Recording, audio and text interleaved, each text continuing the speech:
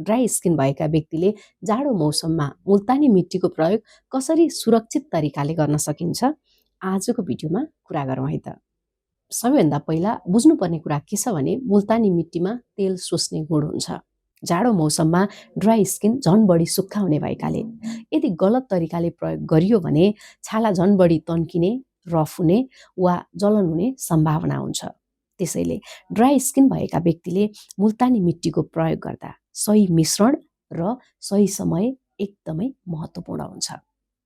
Dry skin भएका व्यक्तिलाई कुन कुन इन्ग्रिडियन्ट्स चाहिन्छ र त्यसलाई कसरी पेस्ट बनाउने अब कुरा गरौँ। हामीलाई चाहिन्छ 1 सानो चम्चा मुल्तानी मिट्टी। मैले यहाँ मुल्तानी मिट्टी लिएको छु र दुध चाहिन्छ। काँचो अथवा उमालेर सेलाएको दुध चाहिँ यो मुल्तानी मिट्टीको चाहिँ पेस्ट बनाउन चाहिने जति र 1 सानो चम्चा चाहिँ मह चाहिन्छ। अब कुरा गरौँ यो पेस्ट चाहिँ कसरी बनाउने।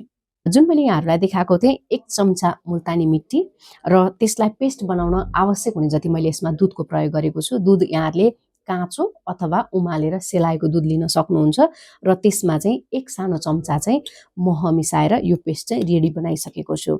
यहाँहरूले पनि यसै गरी यो पेस्टलाई चाहिँ तयार गर्न सक्नुहुन्छ र यो पेस्ट चाहिँ नबाक्लो नपातलो लगाउनको लागि सहज हुने तरिकाले बनाउनुपर्छ। अनुहारमा यो पेस्ट लगाउनुभन्दा पहिला तपाईँले एउटा कुरा के ख्याल गर्नुपर्छ भने अनुहार चाहिँ राम्रोसँग सफा गरिएको हुनुपर्छ र सफा गरेको अनुहारमा यो तयार पारिएको पेस्टलाई चाहिँ हल्का लेयर बनाएर पुरै अनुहारमा लगाउने। पुरै अनुहारमा लगाइसकेपछि 5 देखि 8 मिनट मात्र राख्ने यो पेस्टलाई चाहिँ र 7-8 मिनट पछाडि चाहिँ तपाईँले हल्का हातले चाहिँ पानीले अनुहार सफा गर्न सक्नुहुन्छ।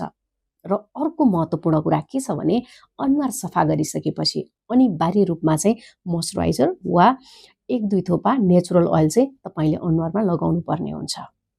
र अर्को ख्याल राख्नुपर्ने कुरा के छ भने ड्राई स्किन भएका व्यक्तिले मुल्तानी मिट्टीको प्रयोग चाहिँ हप्तामा 1 पटक मात्र गर्नु चाहिँ उपयुक्त हुन्छ। र यदि यसको प्रयोग गर्दा तपाईँलाई जलन अथवा असहज महसुस भयो भने तुरुन्तै बन्द गर्नुपर्ने हुन्छ। आजको भिडियो तपाईँलाई कस्तो लाग्यो? लाइक, कमेन्ट र सेयर गर्न नभुल्नुहोला।